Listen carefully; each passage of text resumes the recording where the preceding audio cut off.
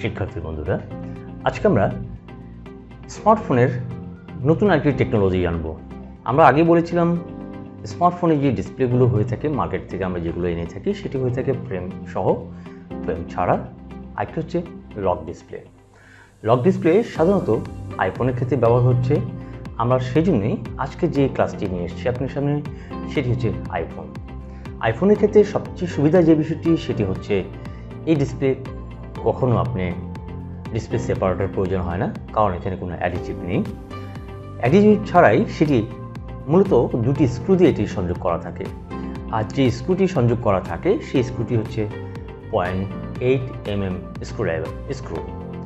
এই স্ক্রুটি আপনি OnePlus, Huawei কিংবা Xiaomi কিছু সেটের মধ্যে আপনি পেতে পারেন।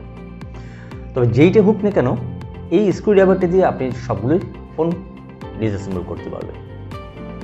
আমরা আজকে যে লক ফোনটি দেখাচ্ছি বা লক ডিসপ্লেটি দেখাতে চাচ্ছি সেটির বিশেষত্ব যেটি হচ্ছে এখানে আমরা কোনো অ্যাডিটিভ ইউজ করব না বা করিনি, কোম্পানি সেটি ইউজ করেনি। তার জন্য আমরা শুধুমাত্র দুটি স্ক্রু খুলেই সেটটিকে ডিসঅ্যাসেম্বল করতে পারছি। এটি দেখানোর একটি উদ্দেশ্য বা এই ক্লাসটি আমরা নিয়ে আসছি কোনো একটা উদ্দেশ্যের কারণে। কারণ কি, যে ডিসপ্লেটি আমরা চেঞ্জ করতে যাচ্ছি সেই ডিসপ্লেটি আপনি যখন মার্কেট থেকে কিনে আনবেন সেই ডিসপ্লে শুধুমাত্র ডিসপ্লে এবং টাচটা শুধু সম্মিলিত থাকে।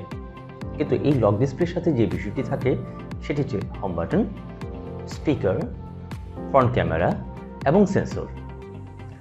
এই বিষয়গুলো যে পুরনো ডিসপ্লেতে থাকে যখন আমরা চেঞ্জ করি তখন দেখা যাচ্ছে পুরনো ডিসপ্লে থেকে সব কিছু ট্রান্সফার করে নতুন ডিসপ্লেতে যখন আমরা সংযোজন করি তখন সেটি পরিপূর্ণ একটি ডিসপ্লেতে পরিণত হয়। এবং সেটি যদি আপনি মোবাইলের সাথে সংযোগ করে দেন সেটি তখন প্রপারলি কাজ করে। সেই উদ্দেশ্যে আমরা আজকে নিয়ে এসেছি। তার জন্য আমরা আজকে এই ডিসঅ্যাসেম্বল এবং ডিসপ্লে চেঞ্জের যে ক্লাসটি সেটি আমরা সম্পূর্ণ দেখব।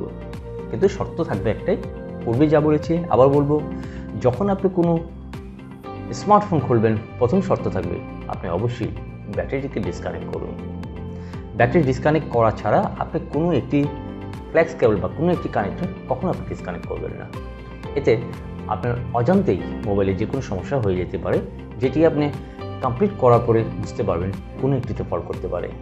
যে ফল্টগুলো হতে পারে আমাদের অভিজ্ঞতা থেকে আমরা বলি সেটি ডিসপ্লে ফল্ট করতে পারে, টাচ ফল্ট করতে পারে, ক্যামেরা হতে পারে কিংবা সেন্সর ফল্ট করতে পারে। ইভেন কি আপনার অনেক সময় মাদারবোর্ডটাও ফল্ট করে যেতে পারে। আমরা পুরনো ডিসপ্লেটিকে খুলে ফেললাম যেটি ভেঙে গিয়েছিল। নতুন যে ডিসপ্লেটি সেটি আমরা প্রাইমারি টেস্টের জন্য সংযোগ করে নিচ্ছি। প্রাইমারি টেস্টে যদি ভালো থাকে তখন আমরা পুরাতন ডিসপ্লে থেকে home button, sensor, camera, speaker সব কিছুই পরিবর্তন করে নিয়ে আসব। সেই জন্য আমরা যেটি করছি সেটি হচ্ছে ডিসপ্লেটির দুটি কানেকশন, যেটি হচ্ছে ডিসপ্লে এবং টাচ, এই দুটিকে আমরা সংযোগ করে নিচ্ছি। সংযোগ করার পরে আমরা তখন সেটিকে ব্যাটারির সাথে সংযোগ করে নেব। পূর্বে বলেছি আপনি কাজ করার সময় পূর্বে ব্যাটারিটি খুলুন, তারপর অন্যান্য ফ্ল্যাক্স কেবলগুলো খুলুন।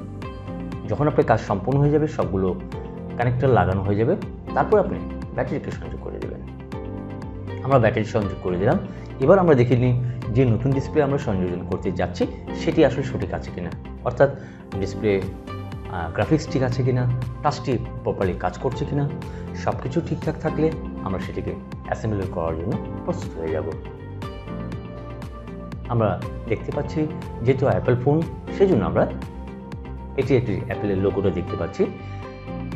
অ্যাপেল ছাড়া সাধারণত এই পর্যন্ত আসলে কোনো সেট লক ডিসপ্লে এখনও আসেনি। এই যারা আইফোন নিয়ে স্পেশালি কাজ করতে যাচ্ছেন বা করবেন তাদের জন্য এটি সবচেয়ে সুবিধাজনক। যারা আইফোনে কাজ করবেন তারা এই ডিসপ্লে চেঞ্জটা যদি আপনি দেখে রাখেন তাহলে আপনি সহজেই ডিসপ্লেগুলো চেঞ্জ করতে পারবেন।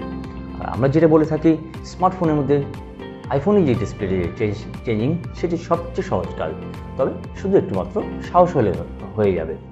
আমরা দেখতে পাচ্ছি এখানে আমাদের একটি ফোনের সব কিছু চলে আসছে এবং টাচগুলো প্রপারলি কাজ করছে। সেহেতু আমরা ধরে নিব আমার ফোনে যে ডিসপ্লেটি চেঞ্জ করতে যাচ্ছি সেটি 100% ওকে আছে। চলুন এবার আমরা দেখে আসি নতুন ডিসপ্লেটিকে টোটালি কীভাবে সংযোজন করা যায়।